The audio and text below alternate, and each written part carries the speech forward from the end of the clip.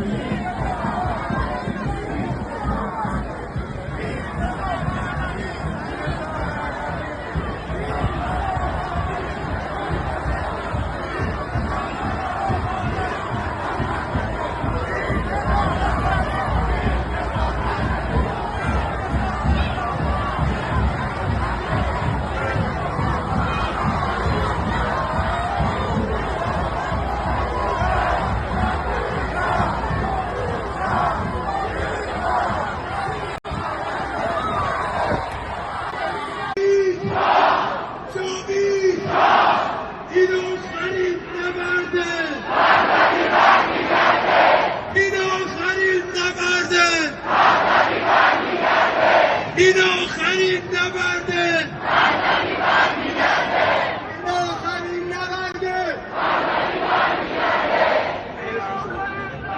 شد میگن خیلی محکم ما خیلی جدی باید باشیم وسط جمع محکم صدامون همه بشنن خب این آخرین نبرده.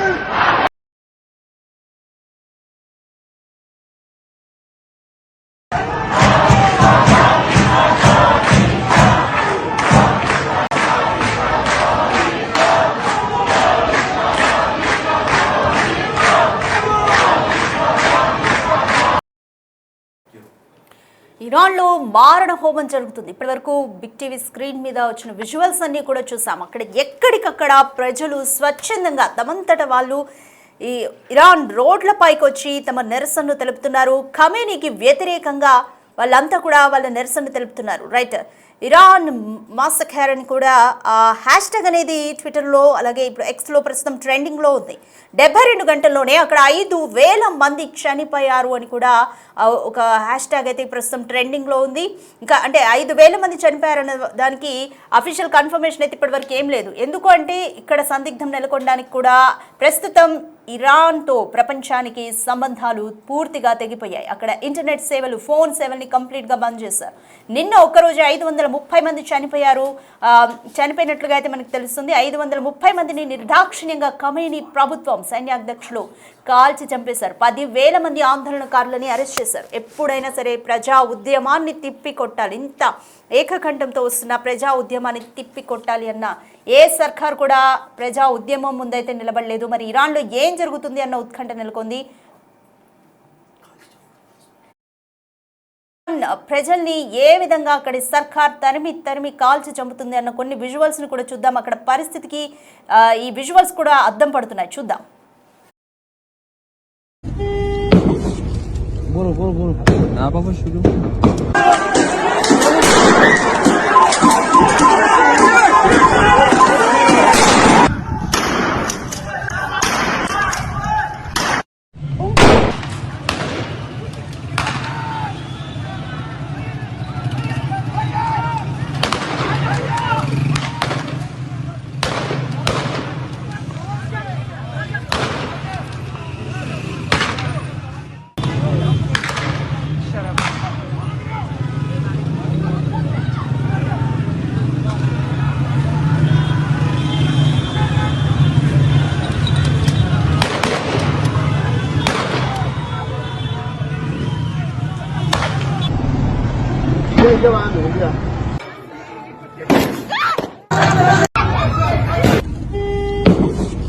बोलो बोलो बोलो ना पापा शुरू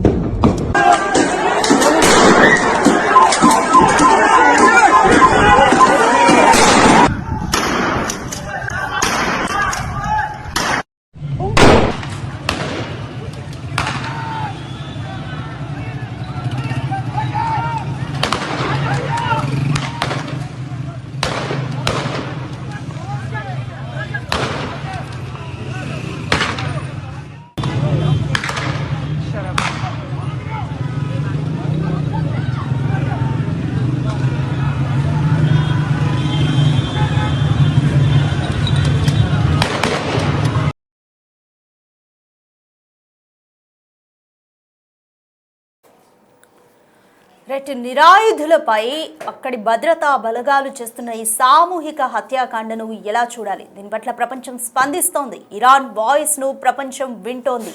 ఐక్యరాజ్య సమితి కూడా ఏదో ఒక చర్యలు తీసుకుంటుంది అన్న ఆశతో అక్కడ వాళ్ళు ఉన్నారు. అలాగే ట్రంప్ వచ్చి మమ్మల్ని కాపాడుతారు అన్న ఇదిలో కూడా ఉన్నారు. ట్రంప్ ఇప్పటికే యుద్ధ విమానాల్ని దుబాయ్కి పంపినట్లుగా కూడా అయితే తెలుస్తుంది. వెనిజులాకి పట్టిన గతే ఇరాన్కి కూడా పట్టబోతుందా అనేది చూడాలి. అదే జరిగితే అక్కడ ఇరాన్ ప్రజలు కూడా సంతోషించే సిచ్యువేషన్స్ అన్నీ కనిపిస్తున్నాయి.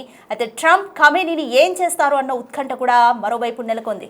మోర్ డీటెయిల్స్ మా ప్రతినిధి శివాని అడిగి తెలుసుకుందాం. రైట్ శివ, ప్రస్తుతం ఇరాన్లో నెలకొన్న సిచ్యువేషన్ అయితే చూస్తున్నాము. 72 గంటల్లోనే 5,000 మందిని అక్కడి భద్రతా బలగాలు చంపేశారు అన్న ఒక హ్యాష్ ట్యాగ్ కూడా, ఇరాన్ మాసఖేర్ అని కూడా హ్యాష్ ట్యాగ్ అనేది ట్రెండ్ అవుతుంది. ప్రస్తుతం అసలు అక్కడి సిచ్యువేషన్ ఏ విధంగా ఉంది అనేది అఫీషియల్ ఇన్ఫర్మేషన్స్ కూడా ఏమీ బయటికి రాని పరిస్థితి అయితే నెలకొంది. మరి నేపథ్యంలో ట్రంప్ కూడా ఏం చేస్తారు, ఈ పరిస్థితి ఎలా సద్దుమణుగుతుంది అన్న ఒక ఉత్కంఠ నెలకొంది. Complete details. మీరు చెప్పినట్లుగా ప్రెసెంట్ అయితే ఇరాన్ లో ఎమర్జెన్సీ కొనసాగుతుంది రాధిక. ఇక రోడ్లు ఆసుపత్రులు అయితే దారుణమైన పరిస్థితులను అక్కడున్న ప్రజలు ఎదుర్కొంటూ ఉన్నారు. అంటే ఎటు చూసినా గానీ కుప్పలు టప్పులుగా అక్కడ శవాలు అనేవి పడిపోయి ఉన్నాయి. భీతావహ వాతావరణం అనేది ఇక్కడ కొనసాగుతోంది. అంటే 72 గంటల్లోనే 5,000 మంది మృతి చెందారు అనేది కూడా ఒక సమాచారం అయితే అందుతోంది. కానీ దానికి సంబంధించి అక్కడ గొడవలు జరుగుతున్న నేపథ్యంలో ఇంటర్నెట్ సేవలను నిలిపివేసినట్లుగా కూడా తెలుస్తోంది. ఆ సమాచారం ఎక్కడ కూడా షేర్ కాకుండా ఉండాలి అనేది ప్రధానంగా భావిస్తోంది అక్కడున్న సుప్రీమో గానీ అక్కడున్న అధికార వర్గాలు కానీ. ఈ నేపథ్యంలోనే అక్కడ ప్రభుత్వానికి వ్యతిరేకంగా రోడ్లపైకి వచ్చి నిరసన తెలియజేస్తున్నారు. అక్కడున్న సుప్రీం లీడర్ ఎవరైతే ఉన్నారో ఖమేనీకి వ్యతిరేకంగా ఆ ప్రభుత్వానికి వ్యతిరేకంగా అక్కడ నిరసనలు తెలియజేస్తూ ఉన్నారు. దానిలో భాగంగా నిత్యావసర ధరలు, ఈ నిరసనల వల్ల నిత్యావసర ధరలు ఆర్థిక సంక్షోభం అనేది ఎక్కువగా అక్కడ కొనసాగుతుంది. ఆర్థిక సంక్షోభం కారణం ప్రభుత్వ వర్గాలు అంటే ప్రభుత్వం వ్యవహరించిన తీరు అనేది ప్రధానంగా అక్కడున్న ప్రజలు భావిస్తున్నారు. దానిలో భాగంగానే అక్కడ నిత్యావసర ధరలు కూడా భారీగా పెరిగిపోతున్నాయి. ద్రవ్యోల్బణంలో వస్తున్న మార్పులతో అక్కడున్న పాలకుల పైన ప్రజలైతే తీవ్ర అసంతృప్తి వ్యక్తం చేస్తున్నారు. ఇరాన్ పాలనపై జనం వ్యతిరేక స్వరం అయితే వినిపిస్తూ ఉన్నారు. అయితే ప్రజలపై భద్రతా బలగాలు దాడులు చేస్తున్న నేపథ్యంలో తీవ్ర గాయాలతో అనేక మంది ప్రజలు ఆసుపత్రులకు చేరుతున్నారు. ఆసుపత్రులన్నీ కూడా ఖాళీ లేక, సరైన వసతి లేక, సరైన ట్రీట్మెంట్ లేక అనేక ఇబ్బందులు పడుతున్నారు. కొంతమంది ఆసుపత్రికి వెళ్లి ప్రాణాలు విడిచిన, సరైన ట్రీట్మెంట్ అందక ప్రాణాలు విడుస్తున్నారు. అంతే అనేక మంది ఎమర్జెన్సీలో చేరారు. అనేక మందికి రోడ్లపైనే ట్రీట్మెంట్ అందిస్తున్నారు. ఆసుపత్రుల ఆవరణలోనే నేలపైనే ట్రీట్మెంట్ అందిస్తున్న పరిస్థితి ప్రజెంట్ కనిపిస్తోంది. అంటే మరోవైపు రక్తం అందుబాటులో లేక ఈ కాల్పుల వల్ల భద్రతా బలగాలు జరిపిన కాల్పుల్లో కానీ దాడుల్లో కానీ అనేక మంది అనేక విధాలుగా రక్తాన్ని కోల్పోయారు. ఆ రక్తం కూడా చాలా మందికి ఆ బ్లడ్ గ్రూప్స్ అనేవి కూడా అందుబాటులో లేకపోవడం వల్ల కూడా చాలా మంది చనిపోయినట్లుగా కూడా అక్కడున్న అధికార వర్గాలు చెప్తున్నాయి. మొత్తం దాదాపు ఇప్పటి వరకు 5,000 మంది చనిపోతే ఆందోళనకారులు దాదాపు 10,000 మందిని ఆందోళనకారులు కూడా అరెస్ట్ చేసినట్టుగా తెలుస్తుంది. ఇక దేశవ్యాప్తంగా ఇంటర్నెట్ సేవలని కూడా నిలిపివేశారు. నిరసనకారులపై ఇరాన్ అధికారులు తీవ్ర ఆగ్రహం వ్యక్తం చేస్తున్నారు. దీనికి అంతటికి కూడా కారణం ఈ అల్లర్ల వెనుక ట్రంప్ ఉన్నారు అనేది ప్రధానంగా ఒక విమర్శ అనేది ఖమేనీ వర్గం అయితే విమర్శలు చేస్తూ ఉంది. అంటే గతంలో వెనిజులాకు సంబంధించిన అధ్యక్షుని ఏ విధంగా అయితే బందీగా చేసుకుని అక్కడున్న ప్రజలను భయభ్రాంతులకు గురి చేసి వెనిజులా అధ్యక్షుడు ఎక్కడున్నారో క్యాప్చర్ చేసి భార్యాభర్తలు ఇద్దరు కూడా బంధించి మరి ఒక దేశాధినేతను అమెరికా న్యూయార్క్ తరలించారు. ఇప్పుడు అక్కడున్న ఆయిల్ నిల్వలన్నీ కూడా హ్యాండ్ ఓవర్ చేసుకుని స్వాధీనం చేసుకుని అవి ప్రపంచ దేశాలకు విక్రయించేందుకు అమెరికా భావిస్తోంది. ఇక నెక్స్ట్ వంతు ఖమేనీ మీద, ఇరాన్ మీద దృష్టి పడింది. అమెరికా అధ్యక్షుడు ట్రంప్ దృష్టి పడిన నేపథ్యంలో ఇప్పుడు అక్కడ అల్లర్లు క్రియేట్ చేసి అతన్ని కూడా బందీగా చేసుకుని అక్కడున్న ఆయిల్ నిల్వలను స్వాధీనం చేసుకుని వ్యాపారం చేసుకోవాలని చూస్తున్నారు అనేది కూడా ఇటు ఖమేనీ వర్గం, కొంతమంది నిపుణులు ట్రంప్ తీసుకుంటున్న నిర్ణయాలు కానీ, వ్యవహరిస్తున్న తీరు కానీ, ఆయన పట్ల వ్యతిరేకత కానీ వ్యక్తం చేస్తున్న పరిస్థితి కనిపిస్తోంది. ప్రజెంట్ ఇక ఇప్పటికే ఇరాన్ పై దాడి చేసేందుకు యుద్ధ సామాగ్రిని, యుద్ధ విమానాలని కూడా దుబాయ్కి తరలించినట్టుగా తెలుస్తోంది. ఇక ఇరాన్ ప్రజలు కూడా ఒక నియంత పాలనలో ఉన్నాం ఇప్పటి వరకు. ఒక వర్గం ప్రజలు ఖమేనీ నియంత పాలన కొనసాగించారు. ఆ నియంత పాలనలో ఎన్నాళ్ళు ఉన్నాము, ఇప్పుడు ట్రంప్ మాకు బాధ్యతగా నిలుస్తారు అనేది ఒక ఆశాభావం అయితే వ్యక్తం చేస్తున్నారు. కానీ ఈలోపే వేల సంఖ్యలో మృతి చెందుతూ ఉన్నారు. రోడ్లకు పోయి వచ్చిన వారిని అందరినీ కాల్ చేయాలి, వారిపై దాడులు చేయాలని కూడా ఇప్పటికే ప్రస్తుత ప్రభుత్వం ఖమేనీ ఆదేశాలు జారీ చేసినట్లుగా కూడా అధికార వర్గాలు చెప్తున్నాయి. దానిలో భాగంగానే రోడ్లపైకి నిరసన తెలపడానికి వచ్చిన ప్రతి ఒక్కరు కూడా వారిపై దాడులు చేస్తూ ఉన్నారు. కానీ దీని వెనుక అమెరికాకు సంబంధించిన హస్తం ఉంది. అమెరికాకు సంబంధించిన వారి రెచ్చగొట్టి ఈ విధంగా నిరసన తెలియజేసేట్టుగా చేస్తున్నారు అనేది కూడా ఇటు ఇరాన్ సుప్రీం లీడర్ ఖమేనీ, అలాగే అధ్యక్షుడు, ఇతర అధికార వర్గాలు అయితే చెప్తున్నాయి. మొత్తం చూసుకుని ప్రజెంట్ అయితే అంటే భీతావహ వాతావరణం, ఒక రకంగా చెప్పాలంటే అక్కడ మరణాలు అనేవి ఎక్కువగా జరుగుతూ ఉన్నాయి. వేల సంఖ్యలో మృత్యువాత పడుతున్నారు భద్రతా బలగాల కాల్పుల్లో. కానీ అక్కడ ఖమేనీ మాత్రం ట్రంప్ విమర్శలు చేస్తున్నారు.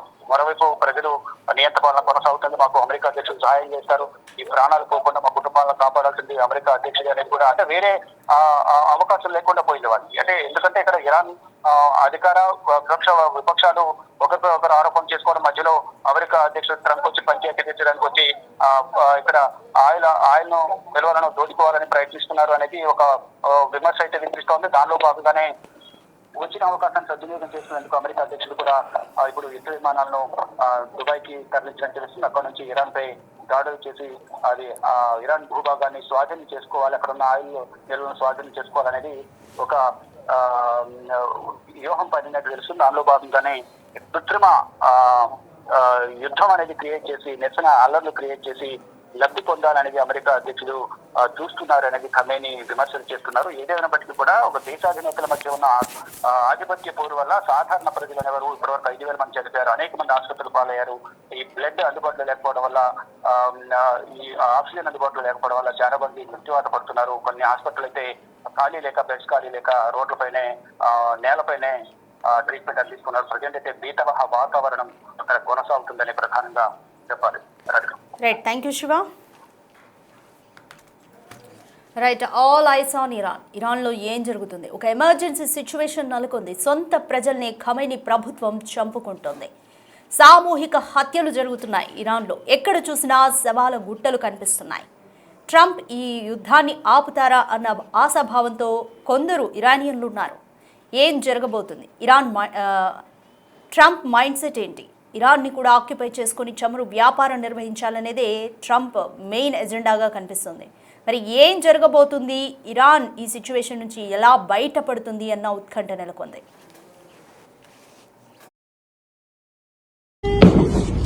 बोलो बोलो बोलो ना पापा शुरू